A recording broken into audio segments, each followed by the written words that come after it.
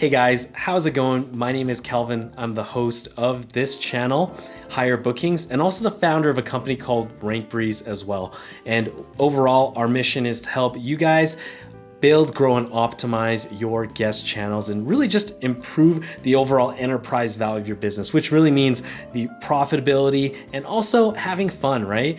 And one of the fun things that I really like doing is talking to our customers, talking to our users about how their businesses are doing. And eventually I kind of thought, hey, I think we should probably turn this into a little bit of, something that we can share with other people. So that's what this video is all about. So this first video is with my friend Zac, who is running a company called Great Dwellings, and they are up to 100 properties now. They're in Washington, DC, and we go over how the company started, what he does there, things that broke as they were scaling as well, and all sorts of different issues and topics that have to do with scaling and building a successful short-term rental company. Now, this interview specifically was filmed before COVID, but we also have some other videos that were filmed before and also after COVID. I don't think it actually matters because all of the people that we interviewed before COVID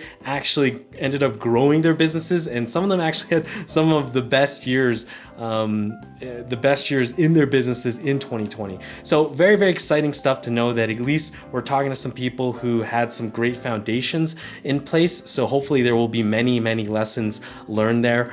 If you like the video, please give it a thumbs up. Please do like it. And also please do subscribe. We can always use more subscribers, more likes, all that kind of fun stuff. So without further ado, guys, let's head into the call with Zac. Hey, Kelvin. Well, thank you for welcoming me. I'm glad to be here, ready to dive into some short-term rental topics. Nice. Zac, why don't you tell us a little bit about what you do over at Great Dwellings, what your business looks like, and all that. Sure. Yeah. So I've been with Great Dwellings for about a year and a half now, and as most members of small businesses and startups do, I wear a lot of hats, but my main role is to be the host relations specialist. And so what that means is I take care of our current owners, our current member hosts that we call them, and I do the account management for them. Another one of my main roles is to do the onboarding and sales, bringing in new members, bringing in new owners to increase the size of our portfolio. Great. So how many listings do you guys currently manage, and where are those listings located? Sure. Not the address, obviously, but just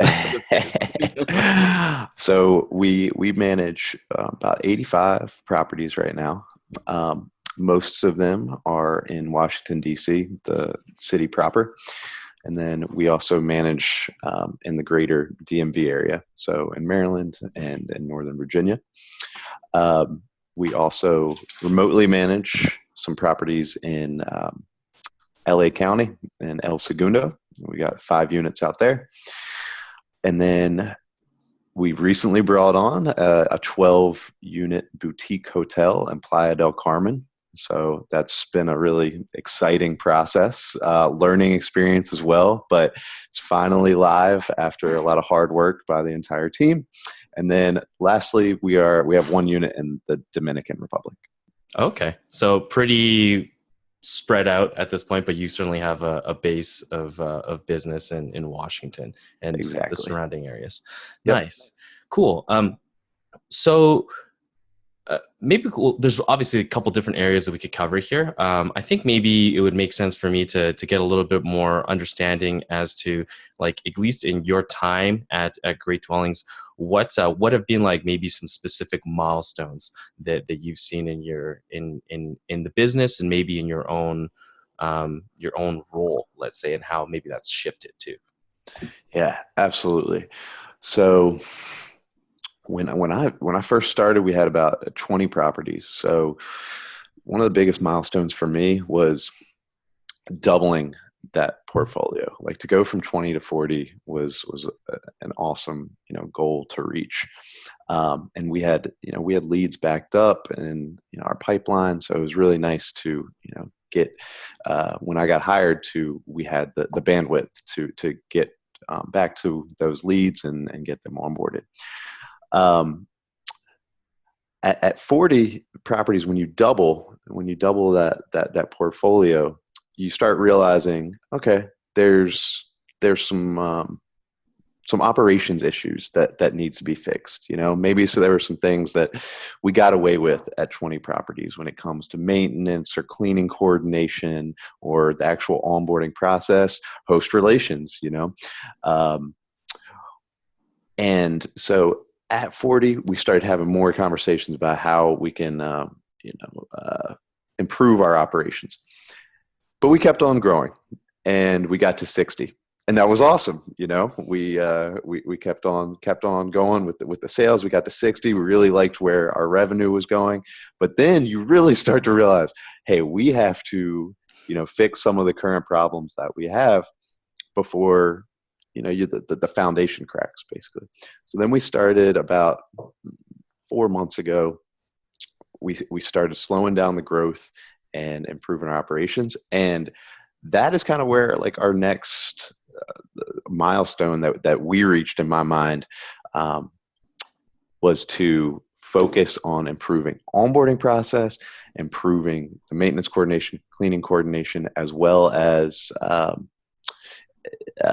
something that we call host reports, which is keeping the host in the loop. And so a big physical product that we're able to finish up recently was something called the host report, which we send out quarterly. It gives hosts a performance overview. It tells them maintenance that has occurred at the property, and then as well as maintenance that we recommend. And man, it's just like it's something that was needed for a while, and it's nice to finally start rolling it out. There's plenty of other milestones as well, but I think those are some 3 general ones that I've seen in my experience at Great Dwellings, which have been huge. Cool. I definitely want to cover that host report with you, but I think I also want to maybe cover about those other things, like where you said that the foundation started to crack. And I think a lot of businesses go through this anyways. Like, it's what happens when things scale. You need to essentially kind of stop your business if you can, at least from like the growth perspective of it, so that you can keep your reputation in place. Because that's obviously very important in any business, but especially for like short-term rentals where there's like public reviews and whatnot. So like, what kind of things did you have to fix on like the cleaning aspect and the onboarding and I think you mentioned something else as well, but let's dive into that. Yeah, absolutely. So I'll start with cleaning. When I came on, we were doing everything manually in terms of scheduling the cleaning. We would send out a list of the properties on Google Hangouts saying, hey, these are the properties that need to be cleaned. So it was very, there was a huge like human aspect to something that seems like it should be automated, right? And so we transitioned into using our PMS to actually have the cleaners download a Guesty app. We use Guesty. And the cleaners could use the Guesty app, and they were able to see the reservations for the next day, the checkouts for the next day, and be able to check it live. Some of our representatives at Guesty would be like rolling their eyes right now, being like, all right, we told you from the beginning that you could do that, but hey, when you're forced to do it, that's when you start implementing those sorts of things. So it was really automating the cleaning coordination, that actual scheduling. Maintenance wise, wow, that was a hell of a process. Is trying to organize all these moving parts that go into maintain the property. So if there's an issue that comes up from a guest, one, how do you track it? Is it just in a spreadsheet? Is it in a task tracker like Wunderlist or Monday.com or something like that? Or And after that, okay, who is coordinating the actual cleaning? Who are we reaching out to? What's our catalog of vendors that we can reach out to for this specific type of problem? All right, now there's pre-approval limits for maintenance from the hosts, so we got to involve them in the process. And then there's, okay, who is going to meet with that actual service tech who's coming out and doing that? So there's just a lot of moving parts for a small business, and everyone's trying to do a million things at once.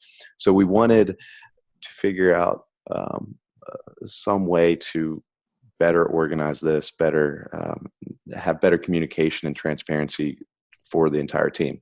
We found some software called Breezeway, and we've been using them for the past 5 months. We're able to actually create house catalogs for every single property that we have. That's what we call them, house catalogs. And you can actually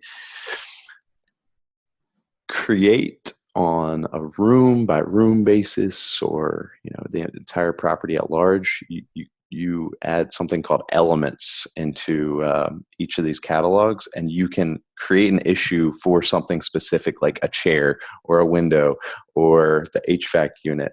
And you can see all the open tickets specific to the property, look at historical data, look at what's ongoing, and then you can actually, have your service techs and everything download the app as well and be able to see those sorts of things. So super long answer. And I actually didn't even go into some of the other things we talked about, but that's how we started kind of alleviating, some of these day-to-day operations that are super common and necessary when you're managing short-term rentals.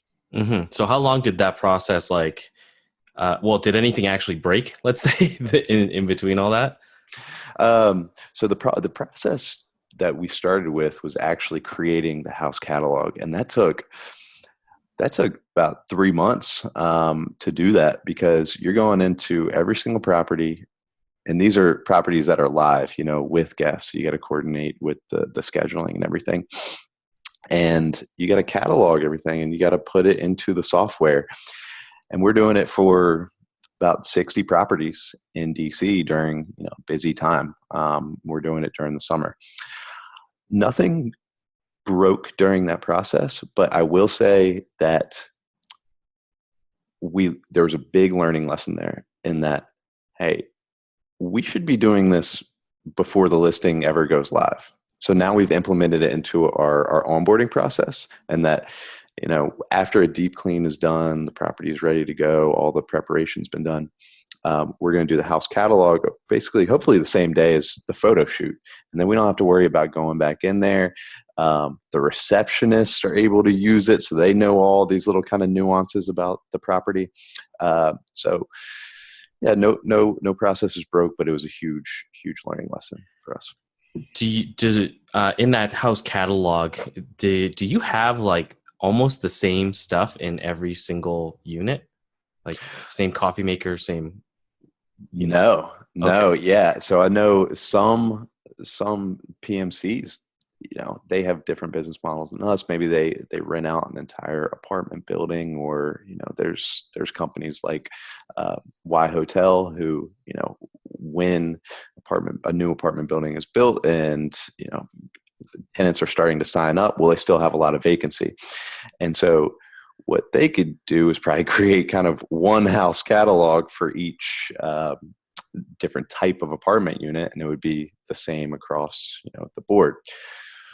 Currently, our portfolio and our business model isn't like that. We are looking at single family homes where the owner is looking to make additional revenue off their basement unit, more revenue than a long-term rental would get them. And so a lot of time they already have furniture in there, or if they are furnishing it, they're going to want to design it with their own style in mind. Mm-hmm. We'd give recommendations for things, but we have a variety of products in the home. And so that's why it's so crucial for us to be able to track those sorts of things. When a guest asks, how do you operate the coffee maker or the television in our property on U Street? that should not be something that a receptionist just have to remember, for 60 properties. They need to have software that they can go into and take a look. Oh, yeah, there's a Sharp TV with Roku at this property. All right, here are the instructions to operate that. Okay, yeah, that makes a lot of sense, and it certainly depends on the business model, and of course it's that fine balance between what you kind of well, I think there's a lot of hosts who don't mind like the cookie cutter type of listings, let's say, because it is easier to scale. It's just plain as day. But obviously, if you have a more unique, not a more unique business model, but something that's like yours, where you're working with already existing homes that have their own unique custom properties that might be beneficial for the listing in general, then there's not much you can do except for work around, use some software, get a little more organized, and whatnot, and have it organized from the beginning. Mm-hmm. That was like our main thing. It's like, okay, it's possible to scale here, but you can't be running around like a chicken with its head cut off after there are already guests in the property and things are running. It's like there needs to be built-in systems in place to get you ready for kickoff. With that, with all of that in mind, where you've kind of got this onboarding process a little bit more nailed down, I'm sure it's constantly evolving as well.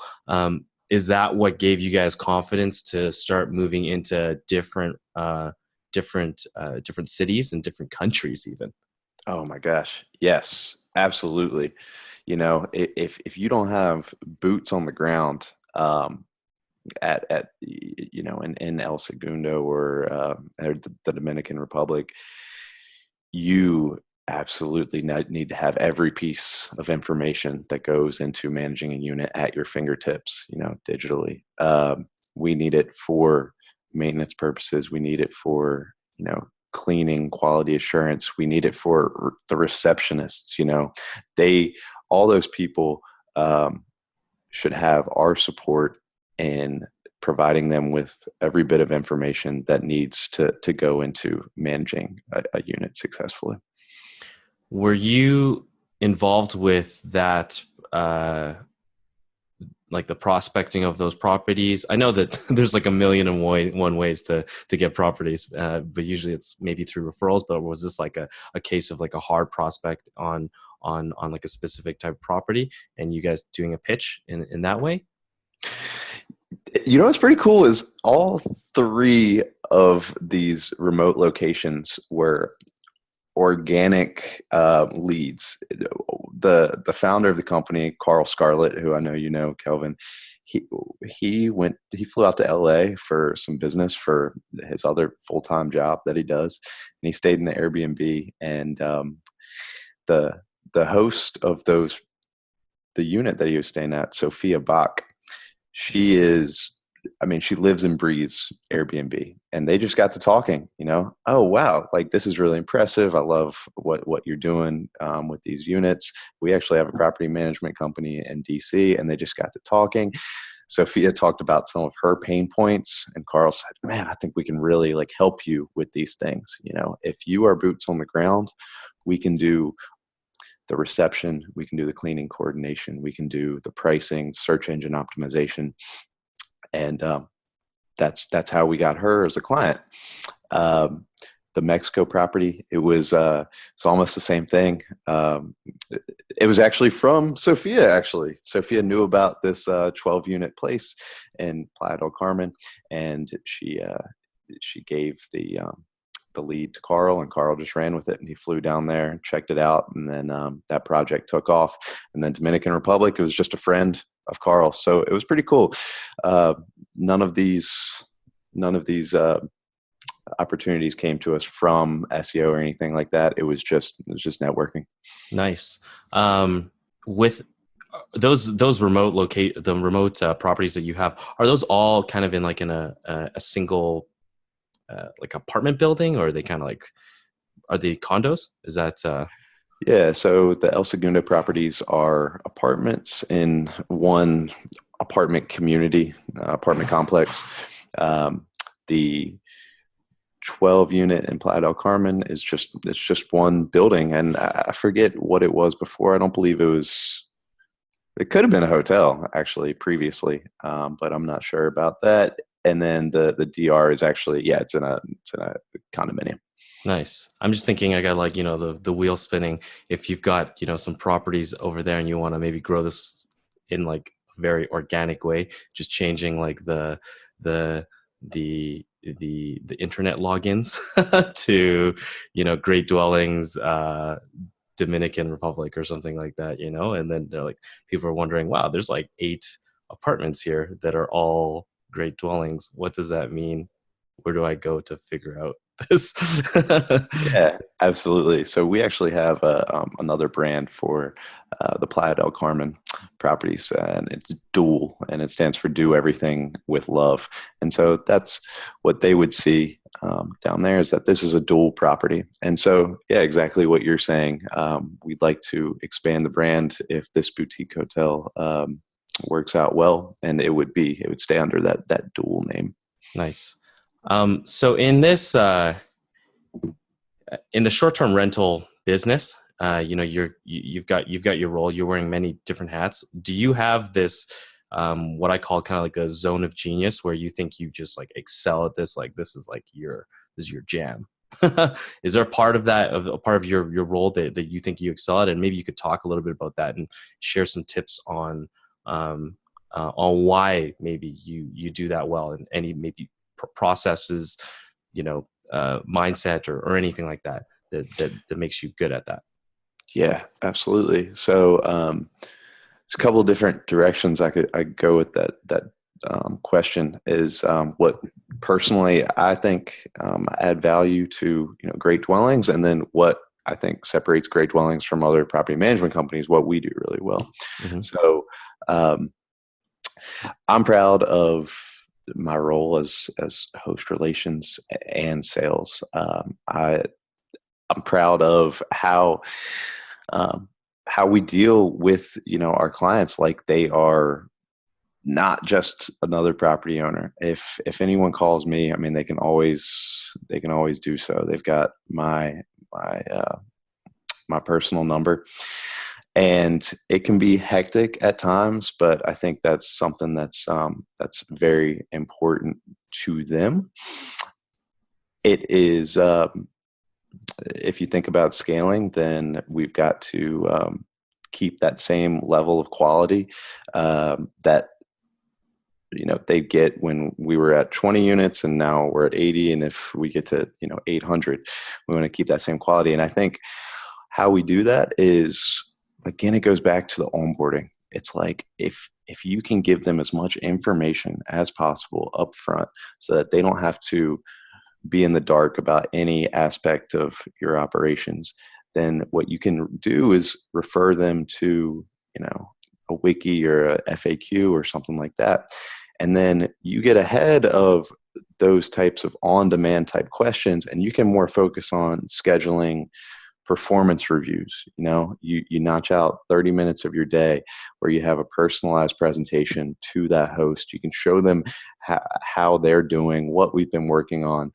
And then you take their questions from that, and you can, follow up with them. And so I think giving hosts necessary attention, the necessary transparency, and look into their performance and how their properties are doing is just so important. And even if it gets away from them just calling me at my phone number any time of the day, I think you can still keep that quality, with the necessary systems in place.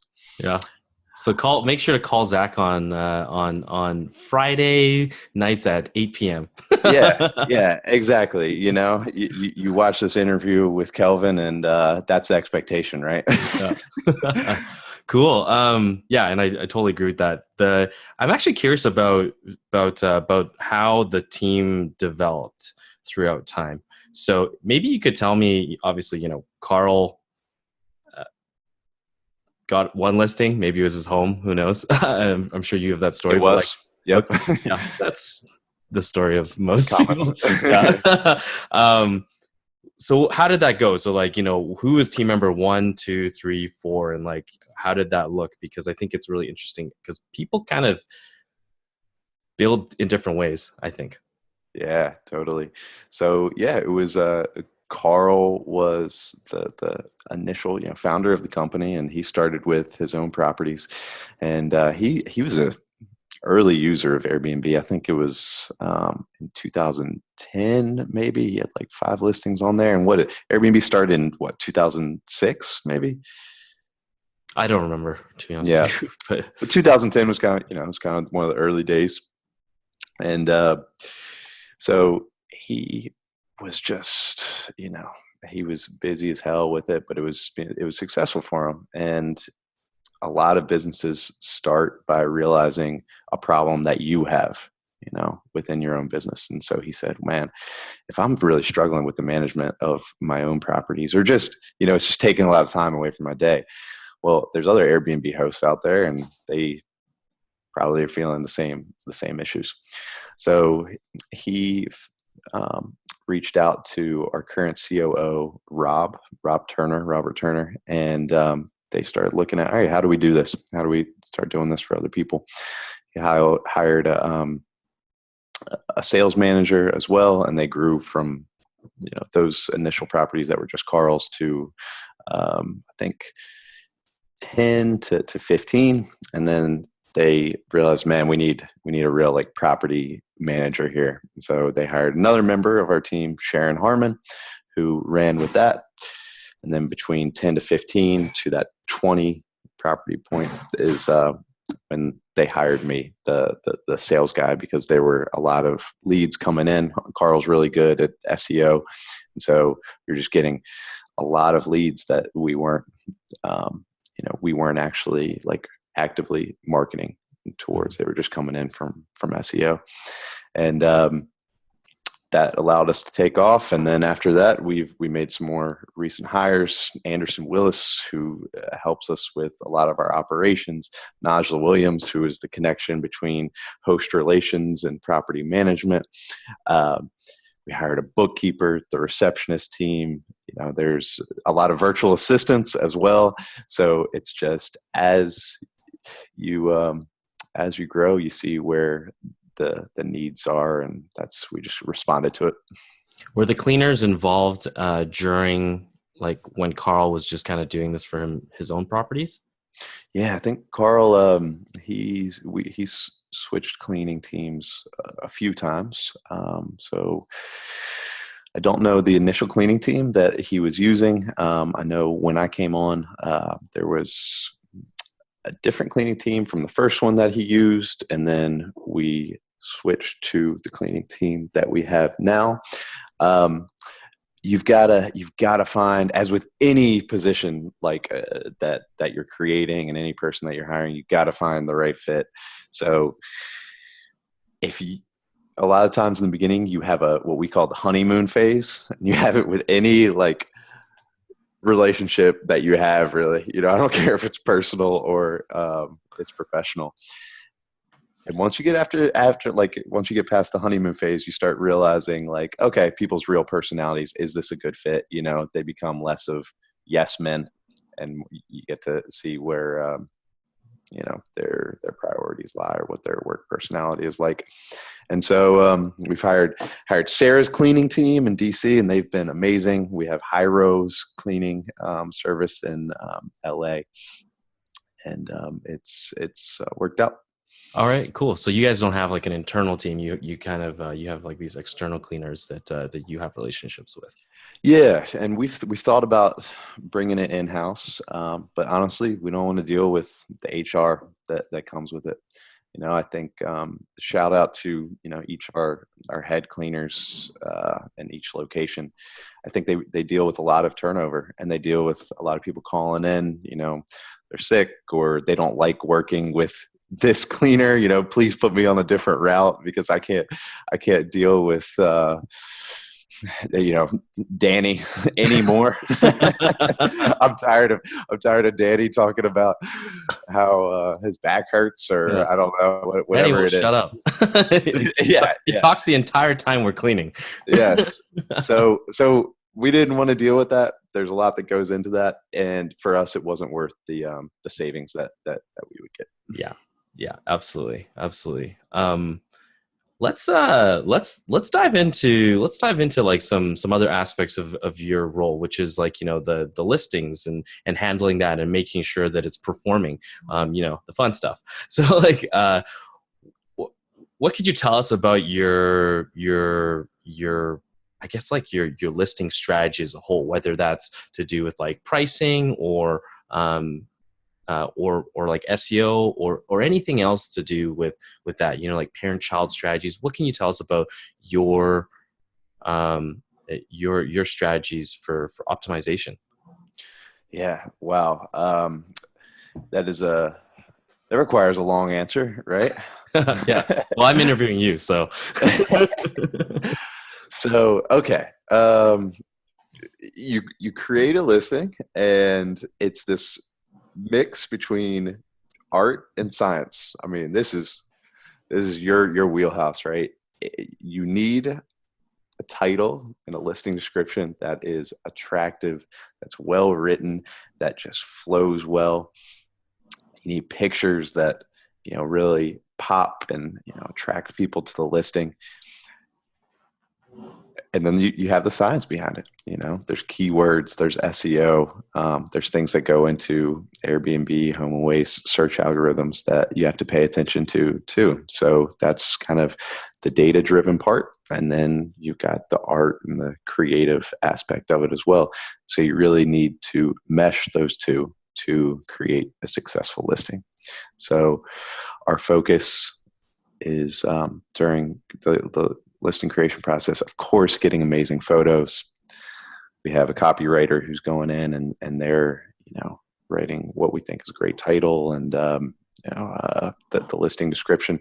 And then we talk to companies like yours, Kelvin's, RankBreeze, to figure out, okay, this is good, but what kind of words is it really important to say in this neighborhood in DC, or for these units in El Segundo, what's going to get us to the top of the search results?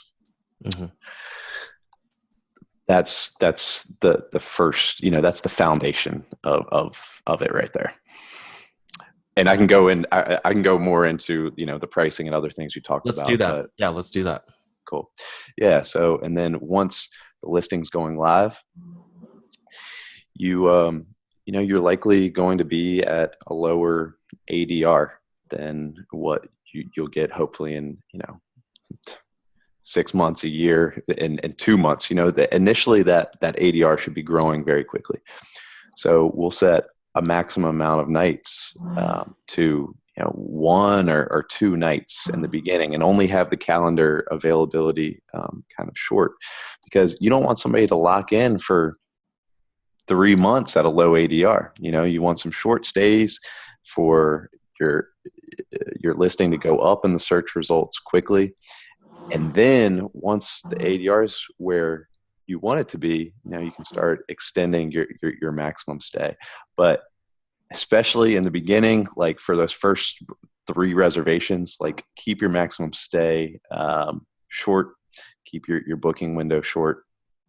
And then you'll quickly kind of expand both of those as the ADR goes up.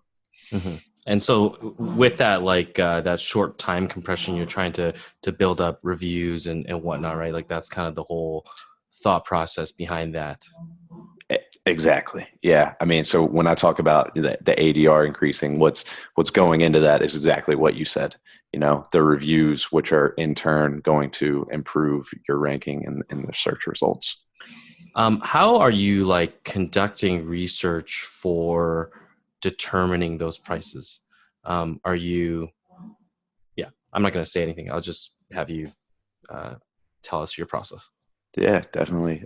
So, I mean, what's great is when you have a baseline to work off of your own historical data. So we'll look at similar properties, similar neighborhoods, similar bedroom size, similar quality furnishing, and take a look at what were the prices when they first started. That's the beauty of using PMS, is that you can very easily look back at those historical rates So we do that.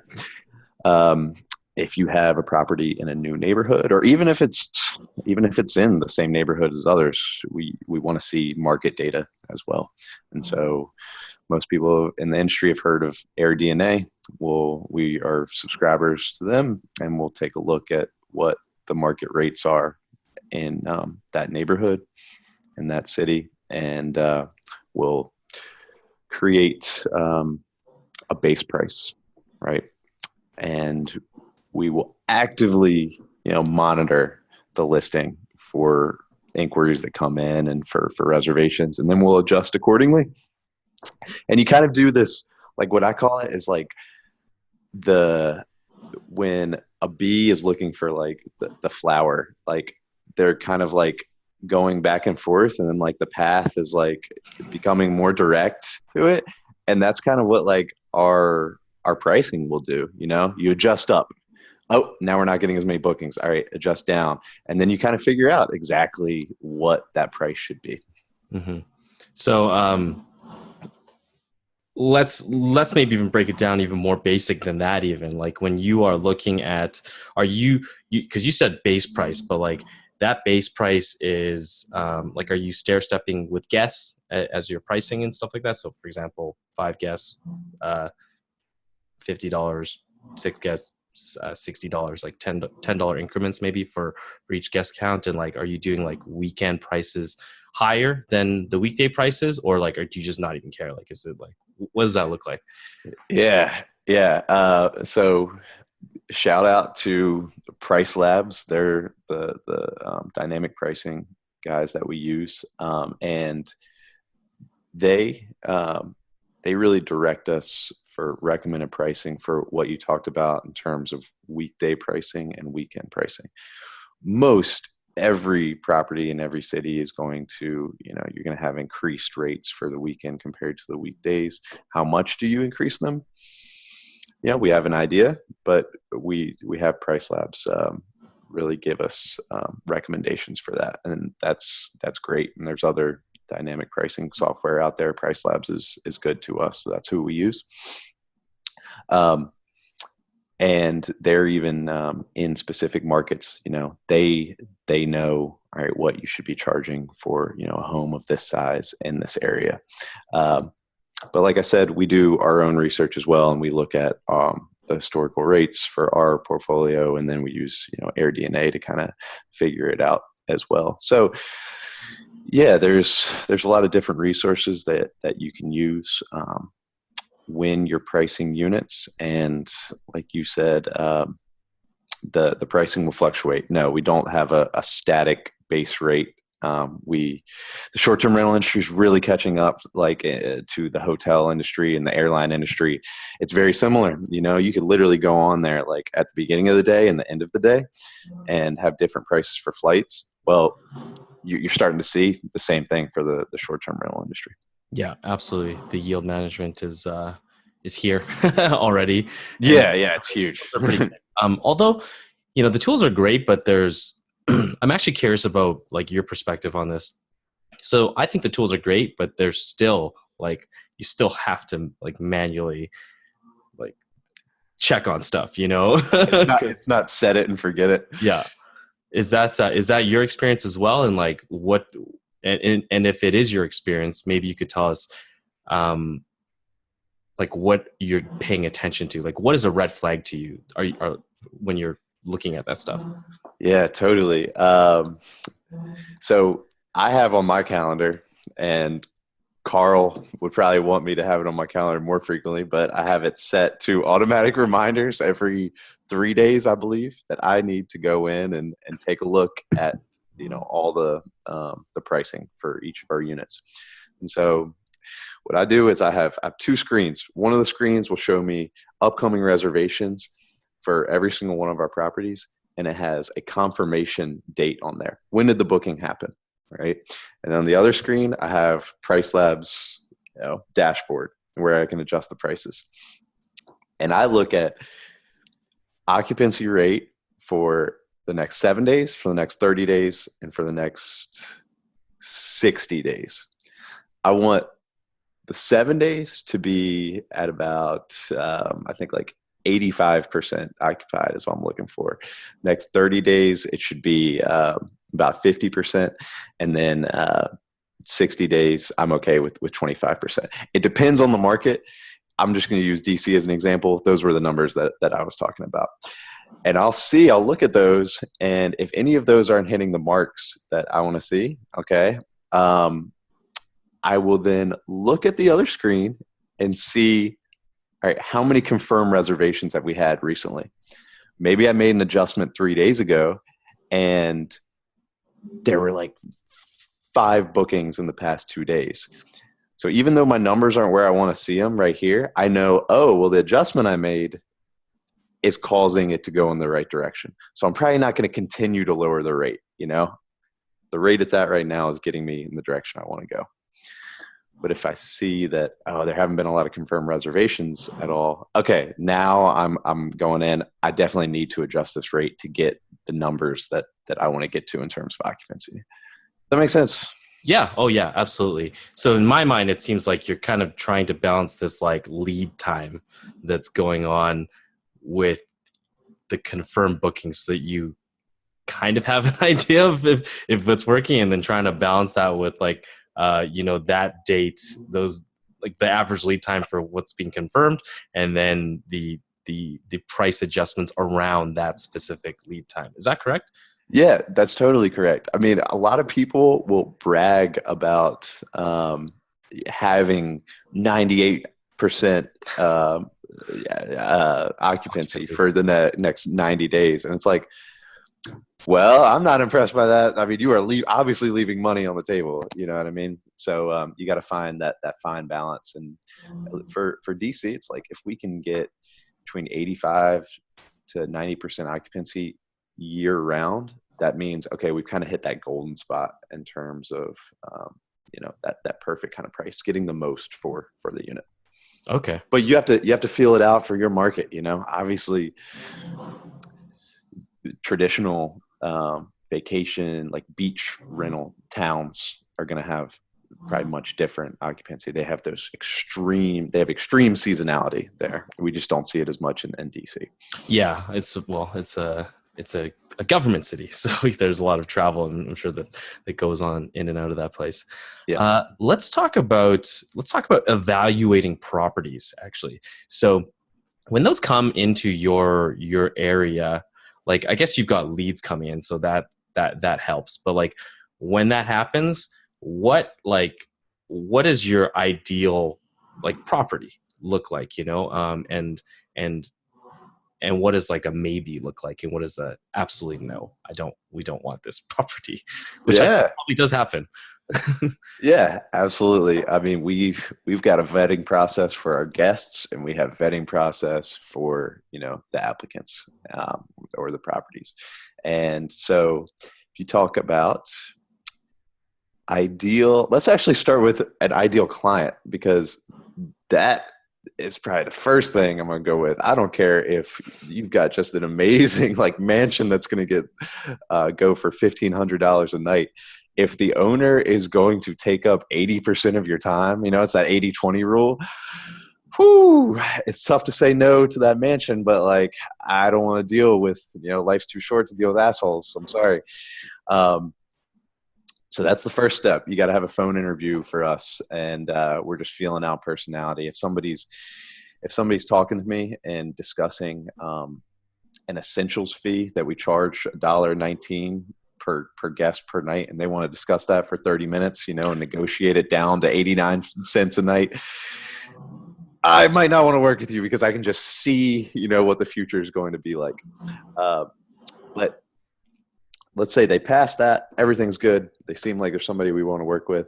Next step is to go to the property, do a walkthrough, make sure, okay, this is the right type of place that we want to be renting it out. And what goes into that is you're looking for location, but you can a lot of times you can figure that out before you even do the walkthrough. But once you get there, you're looking for design. You're looking for a quality of furnishing, that is going to, attract guests. You are looking for a certain level of property maintenance. You want the place to be in good shape.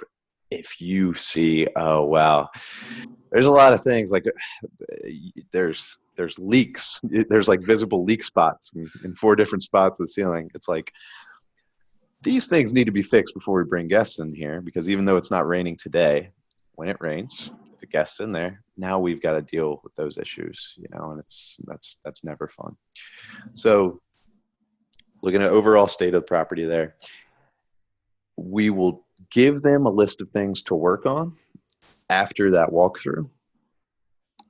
And we'll give them a document that kind of goes through the Great Dwelling Standard, basically what you need to do to be guest ready and be accepted into a Great Dwellings portfolio.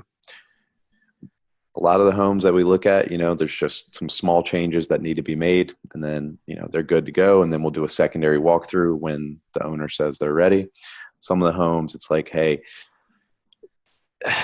you would have to make very serious, renovations to this property before we take you on. A lot of the time it doesn't happen, but sometimes it does. We've had people, reach out to us 6 months later after they did serious renovations. We've taken them on as a client. So in short, assess the client, assess what your ongoing relationship is going to be with that property owner. Assess the property. If it's good to go, you're bringing it on in a shorter time period. If it needs work, you're letting them know what it needs, and then you're following up at a later date. At any point, are you presenting like a pro forma to them, or like basically a forecast of what this property possibly could make, or is it, or like, are they just like, since it's mostly inbound, are they have they already qualified themselves as accepting that this is a better idea than a long-term rental? Yeah.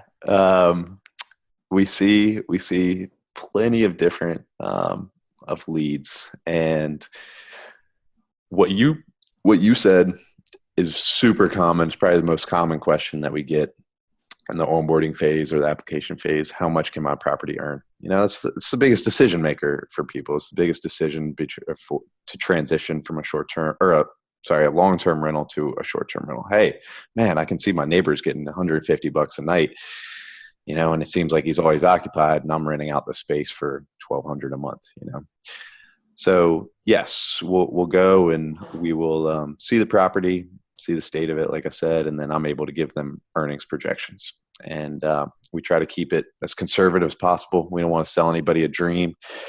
It's never fun to like promise somebody, to make, I don't know, $100,000, and then they make $30,000, and they're like, I already put a down payment on a boat, and it was banking on your projections. Like that wouldn't be fun. So we give them conservative estimates, something that we're super comfortable with, and we say, hey, these are conservative. We would expect to overshoot these numbers, but this is in the worst case scenario. Okay, cool. Kind of thought you did do that, but I just wanted to make sure that was clear. Do you said that Carl, is skilled at SEO, but obviously that's on the more traditional part of SEO. So that's Google SEO. Airbnb is a marketplace SEO. So slightly different things. Well, actually, pretty drastic different things in a way. But are you able to share any tips for people on how they can improve their SEO on that front? Like, does Carl share any of that wisdom with you? So he shares tidbits. I'm sure he would share more. But he knows, man, everybody's got a million things going on. So he is the lead for SEO. So I am not able to really discuss it in depth, but I can tell you one thing that he has told us a lot is that having blogs, articles linking to your page is huge. For SEO. And so he's really stressed the importance of, being a thought leader, I think is the word for it, where if you can write some articles about a specific topic and have your page linked, it'll really improve where you show up in Google. Yeah. Kelvin, I know you're more of the expert in this. Am I on the right track there? Is Carl on the right track? Oh, of course. I mean, it's you have to have your website structured and it has to load fast and all those like foundational things and whatnot. But yeah, like if you can go on kind of a small guest posting campaign, realistically, around, you probably have some some friends maybe that have some blogs and whatnot, so you can pitch them on a guest post, or you can pitch pretty much any local business and ask them if any local business that has a blog that's like maybe somewhat relevant to you or in the travel industry, and you can just ask them, hey, mind if I do like some content, like something that's more interesting than maybe like top 10 attractions to Washington, like, maybe something a little bit more creative. But yeah, like that, most people will accept it just because it's free work, another day. But you can also link back to yourself, links, start, if you do that a little bit, make sure your first links are to your website alone, like just like great dwellings, let's say, for example. And then after that, you can start to expand your anchor text is what it's called, but which is also commonly known as hyperlinks, right? So it's like what the actual text says. You can start to expand that category of things. So, for example, Airbnb property manager in Washington, that might be something you link back to yourself as in a guest post on another person's blog locally. And I assume if you're reaching out to, friends in the industry or anyone in your network, that it can be mutually beneficial. You could do a tit for tat, a shared benefit there, right? You can, but it's Google is also pretty smart with that kind of stuff too. So, they can tell when people are like linking back and forth to each other. And I've seen, reports where it's not necessarily a negative for that. Like it hasn't been a negative thing, but it's also, it would probably be better if you had 3 properties, like 3 different things, and you kind of did like a triangle versus like a direct link back and forth to each other.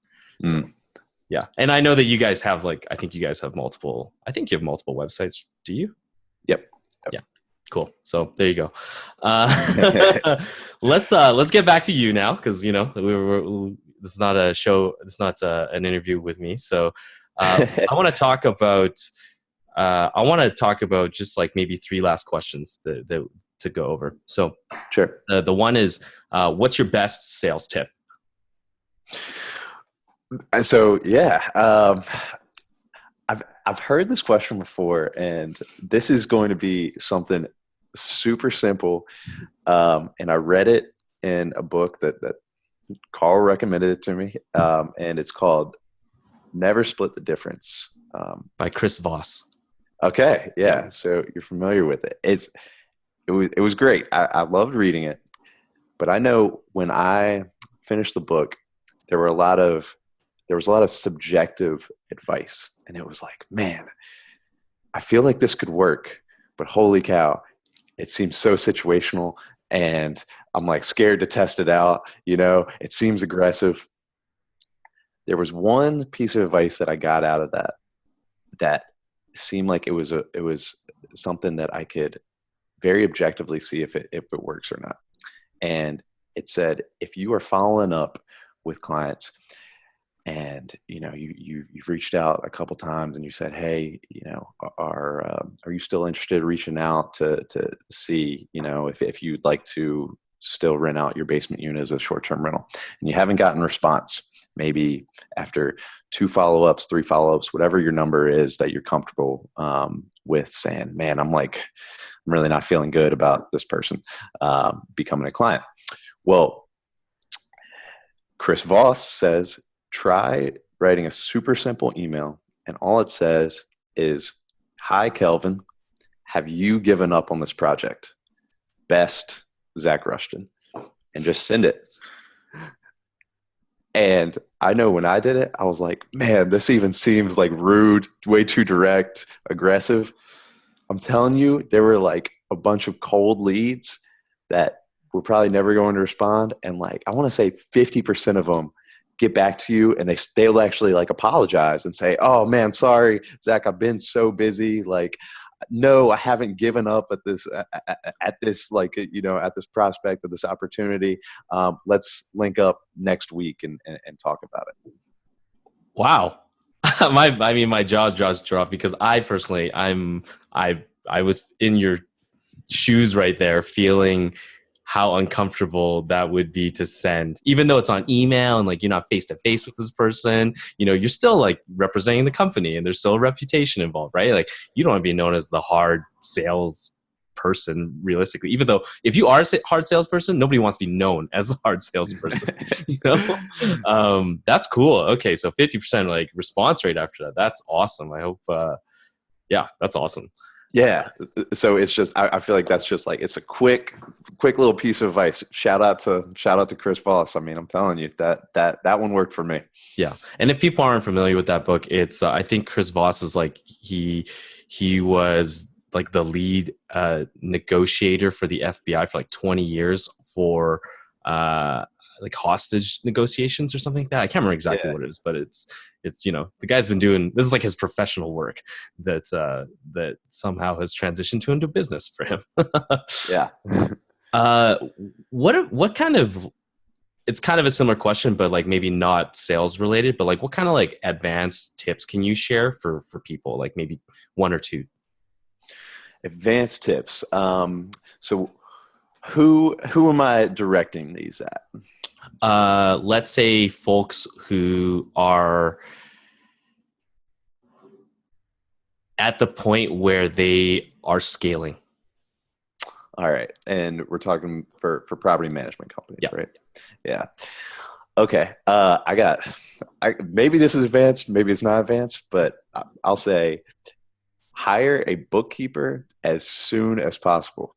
We made the mistake of hiring a bookkeeper when I think we were at 30 properties, and again, brought him up a lot, but shout out to, my boss, Carl, founder of Great Dwellings, for doing all that bookkeeping himself, in those first 2 years, because it must have been a nightmare.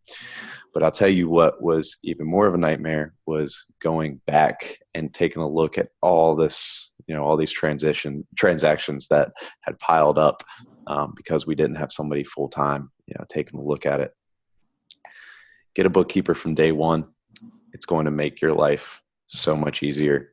If you are at 10 properties, you're still in an okay position, but please make that investment, make that hire. It will save you a whole lot of trouble in the future. Mm-hmm, mm-hmm. You are speaking to someone with poor bookkeeping. So we're hooked onto Zero, and like I go in there and I think, oh man, I don't know if I have time for this right now. It's like verifying hundreds of transactions. Let's talk after the call. I can give you a great recommendation. Okay. Well, yeah, let's do that.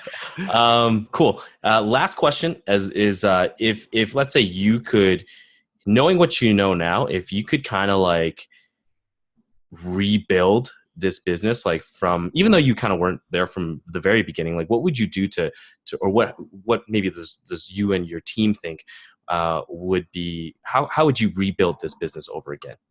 What would you do the same and what would you do differently? Yeah. So I think one of the first things that I would do is, as soon as you can afford it, I think it's good to have a field agent, what we would call it, or someone who is going to the homes to run the errands and do the inspections. So many things come up where you need to bring an extra blanket or extra set of sheets, or more laundry detergent, or you have to have somebody meet the HVAC tech, and other members of the team. You're busy, if you're doing sales or you're doing the marketing or whatever it is, it's tough to make time for that, especially because it's on demand. But as soon as you have the money for it, hire that person who's going to be full-time on demand. They have their on-call hours. You can really improve your efficiency if you have somebody like that who can go to the properties those time of the days. And even if they're not actively issues that are rising, escalations, we call them, you can still make them super busy just going to the property and doing quality assurance inspections, property reports or anything like that. So if I were going to do it over again, I would, that would be one of the first hires, as soon as you got the resources to do it. Gotcha. So this field agent is essentially a mixture of this runner type of job description, as well as if they're not running, then at least going into the property and making sure like that there's this quality assurance is there. Yeah. We talked about it earlier in the call, and that when I said as we were growing, going from 20 to 40, you see a lot of things that are falling behind or slipping through the cracks. And I think if we had a runner early on, then we wouldn't have had to pause our growth in order to fix those issues, because we would have had a lot more time. If we're not actually running around and doing these types of errands, then we can have more whiteboarding sessions and figure out things like that. Yeah, the context switching is very detrimental to that. Totally. All right. If you have any final words, you can let people know. But if you don't, then you can let them know where can people find you? Yeah, absolutely. So the easiest way to find us is on greatdwellings.com. And that will direct you to any of our properties that are across the country and in Mexico and the DR.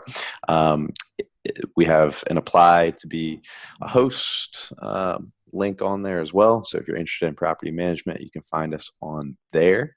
And if you are a prospective guest, you can actually book directly through the website as well. So that's the best way to find us. Awesome stuff. Well, Zac, thanks for sharing and dropping a bunch of knowledge bombs on folks. And thank you very much. Yeah, appreciate it, Kelvin. This episode of the Higher Booking Show is brought to you by RankBreeze. RankBreeze helps you build a moat around your business like no other. Optimize your guest channels with better rankings on Airbnb Plus. Get A/B testing, rental market data, email marketing, pricing, and more. Visit rankbreeze.com and see why hundreds of Airbnb hosts, short-term rental managers, and vacation rentals trust RankBreeze with their growth today.